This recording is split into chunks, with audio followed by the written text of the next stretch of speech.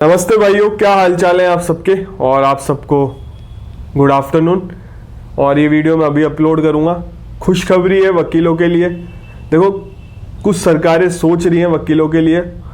बीमा की बात कही गई है, मेडिकल इंश्योरेंस मिलेगा, मंथली पैसे मिलेंगे, पेंशन मिलेगी। और ये अच्छी खबर ही है एक तरीके से।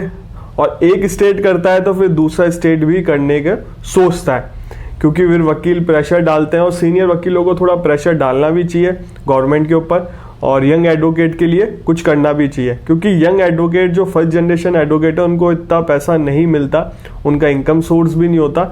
इसमें यंग एडवोकेट को मंथली पैसा भी मिलेगा। और मेडिकल इंश्योरेंस, सबसे बड़ी बात यह है कि मेडिकल इंश्योरेंस मिल रहा है।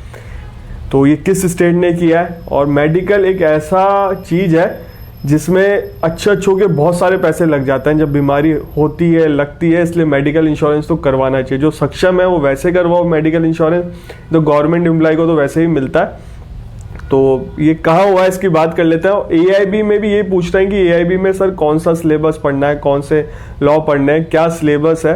तो उसका भी डिस्कस कर लूँगा जब वकीलों की बात कर रहा हूँ तो इसी वीडियो में। तो देखो, ये झारखंड गवर्नमेंट ने की है। झारखंड की कैबिनेट ने अप्रूव कर दिया है 5 लाख का बीमा। और 5 लाख कम नहीं होते, काफ़ी सारी बीमारियां कवर हो जाती हैं। और कईयों के पास देखो, बहुत सारे ऐसे लोग होते हैं उनको ज़मीनें बेचनी पड़ जाती है मेडिकल के ऊपर, जब मतलब हॉस्पिटल के इतना बिल बनता है। तो 5 लाख का बीमा कम नहीं होता। तो 5 लाख का बीमा, जो यंग एडवोकेट है उनको 5,000 मंथली मिलेंगे, और पेंशन मिलेगी 14,000 रुपये पर मंथ, जो सीनियर एडवोकेट है। तो ये बहुत अच्छा कदम उठाया है। और मैं अच्छा, मतलब सुनने में अच्छा लगता है। हम भी वकील ही हैं, फर्स्ट जनरेशन एडवोकेट हैं। हम भी उम्मीद करते हैं कि राजस्थान गवर्नमेंट में भी ऐसा कुछ हो। और काफ़ी टाइम से डिमांड चल रही है। और राजस्थान गवर्नमेंट में काफ़ी कुछ है, बट बेनिफिट देखो, ये बेनिफिट किनको मिलेंगे। बहुत सारे ऐसे बच्चे हैं जिन्होंने रजिस्ट्रेशन ही नहीं करा रखा। बार काउंसिल में सबसे पहला काम करो, चाहे आप 3 ईयर लॉ हो चाहे 5 ईयर लॉ करी हो आपने। बहुत सारे ऐसे लॉ स्टूडेंट हैं जो काफ़ी टाइम से घर में बैठे हैं पर रजिस्ट्रेशन नहीं कराया। तो रजिस्ट्रेशन करवा लो। बार काउंसिल में रजिस्ट्रेशन फीस भी बहुत कम हो गई है। और सुप्रीम कोर्ट का जजमेंट आया, उसके बाद फीस भी बहुत कम हो गई है। रजिस्ट्रेशन के बहुत सारे बेनिफिट हैं। ये बेनिफिट भी उन्हीं को मिलेगा जिन्होंने रजिस्ट्रेशन करवा रखा है। देखो, लॉयर और एडवोकेट में यही अंतर है। जो लॉ की पढ़ाई करके बैठा है वो लॉयर है, जिन्होंने रजिस्ट्रेशन करा लिया, एआईबी एग्जाम क्लियर कर लिया, वो एडवोकेट बन गए। तो ये रजिस्ट्रेशन के बेनिफिट है सारे। और भी बहुत सारे बेनिफिट होते हैं, वेलफेयर होते हैं एडवोकेट के। आपको आईडी कार्ड इशू होता है, कोर्ट में प्रैक्टिस करने का आपको मौका मिलता है। रजिस्ट्रेशन के बाद आप प्रैक्टिस कर सकते हो, एआईबी एग्जाम क्लियर कर सकते हो, और सुप्रीम कोर्ट का एडवोकेट ऑन रिकॉर्ड का पेपर दे सकते हो जब आपको कुछ साल का एक्सपीरियंस हो जाता है। मैंने उस पर ही वीडियो बना रखा है कि सुप्रीम कोर्ट के लॉयर कैसे बनते हैं, क्योंकि उसकी वैकेंसी निकली थी। अगर आपने वो वीडियो नहीं देखा तो देख लो चैनल पे जाके। इस चैनल पे लॉ से रिलेटेड ही वीडियो आता है। लॉ की वैकेंसी हो, सिविल जज की वैकेंसी हो, अपकमिंग लॉ की वैकेंसी हो, चाहे फ्रेशर की हो, एक्सपीरियंस की, सब चीज़ की अपडेट देता हूँ। लॉ से रिलेटेड कुछ भी हो, जैसे ये लॉ से रिलेटेड अपडेट है तो ये भी अपडेट दे रहा हूँ मैं। तो काफ़ी अच्छा कदम उठाया गवर्नमेंट ने। केरल में भी हुआ था कुछ, तो उस पर भी मैंने बताया था। और अच्छी बात है, राजस्थान में भी हो, अदर स्टेटों में भी हो। आप भी ये उम्मीद करो, अपने सीनियर के पास जाओ, सर ऐसा कुछ करवाओ, बार काउंसिल को अप्रोच करो, बार एसोसिएशन को अप्रोच करो। तो वो थोड़ा अगर गवर्नमेंट को बोलेंगे, लेटर लिखेंगे, तो आपके स्टेट में भी हो सकता है। अब देखो, एआईबी मैंने हालांकि ये वीडियो बना के बता दिया था एआईबी का अलग से।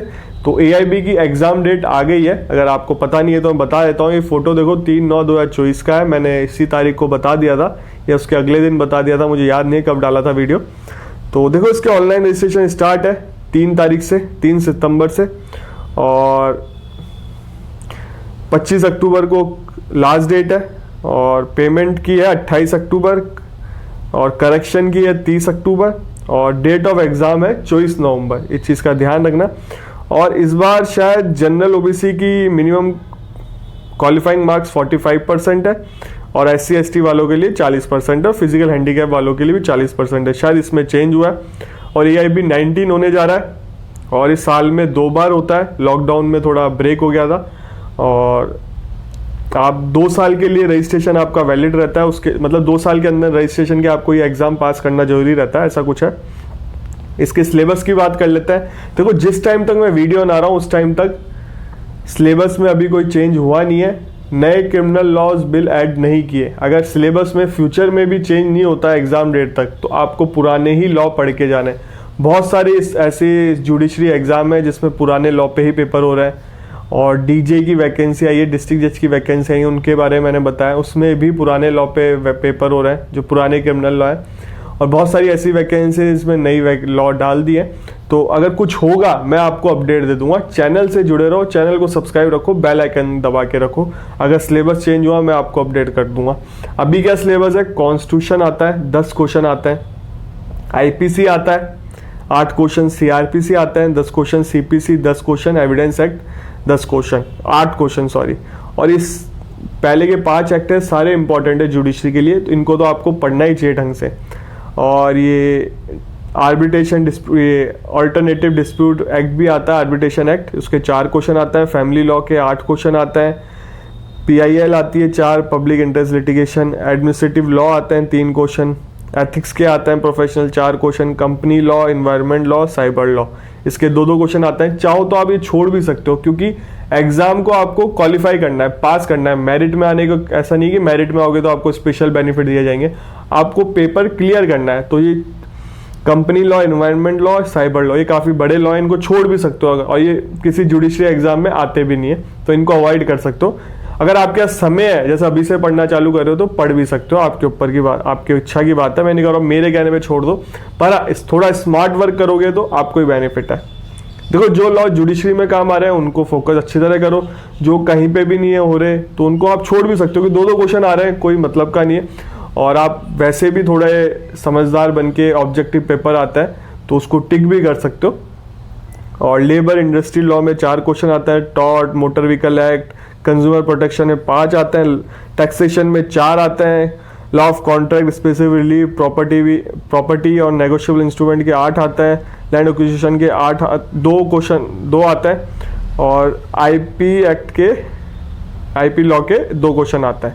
टोटल 100 मार्क्स का होता है। इसमें अभी पुराने ही लॉ मेंशन है, तो इसलिए जब तक ये सिलेबस अमेंड नहीं होगा तो अपन इसी पे ही फोकस करना है। वैसे सिलेबस अमेंड करना चाहिए क्योंकि नए लॉ इम्प्लीमेंट हो गए हैं, फ्यूचर जुडिशरी एग्जाम में भी नए लॉ ही आएंगे, आरजीएस में भी नए लॉ आएंगे, यूपी में जो वैकेंसी आएगी उसमें भी नए लॉ आएंगे। सारी अपडेट दे दूंगा ना, यूपी के बारे में सारी अपडेट दी है, हिमाचल प्रदेश वैकेंसी के बारे में भी दी है, तो हो सकता है नए लॉ ही आएंगे और इसमें भी चेंज हो जाएगा, बार काउंसिल चेंज कर देगा। अगर जैसे कोई चेंज होगा मैं आपको अपडेट दे दूंगा। बस चैनल से जुड़े रहो, चैनल को सब्सक्राइब रखो, बेल आइकन दबा के रखो। इस चैनल पे लॉ से रिलेटेड ही वीडियो आता है। और जो आपका डाउट था कि कौन से लॉ पढ़ना है वो मैंने क्लियर कर दिया। जब तक सिलेबस चेंज नहीं होगा आपको पुराने लॉ, अगर सिलेबस एंड तक चेंज नहीं हुआ, कोई बार काउंसिल ने प्रेस नोट इशू नहीं किया, जब तक पुराने लॉ ही है, इसका मतलब जब तक सिलेबस चेंज नहीं होगा तब तक नए लॉ मत देखना। वैसे नए लॉ देख लो क्योंकि फ्यूचर आपको देखो क्या है, देखो नए लॉ कभी ना कभी तो पढ़ना है। तो ये क्वेश्चन ही अब गलत है कि सर नए लॉ देखें क्या नहीं देखें।